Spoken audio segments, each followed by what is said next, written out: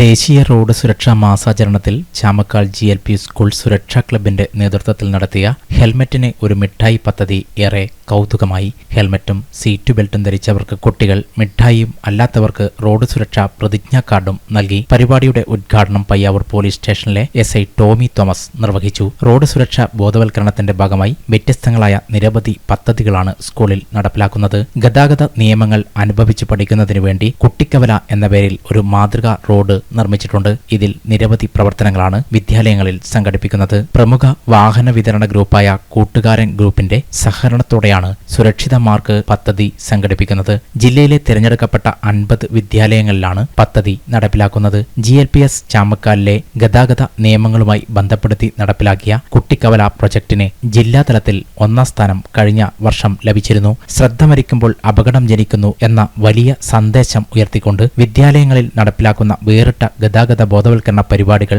ഏറെ ജനശ്രദ്ധ ആകർഷിച്ചു. പ്രവർത്തനങ്ങൾക്ക് പ്രധാന അധ്യാപകൻ EP Jayaprakash, SMC chairman KG Shibu, MPTA president Soumya Dinesh, school leader Edwin Rajeesh, MT Madhusudanan, P Shilpa, TV Deepa എന്നിവർ നേതൃത്വം നൽകി. ഞങ്ങളുടെ സ്കൂളിൽ കുറെ പരിപാടികൾ നടത്തി.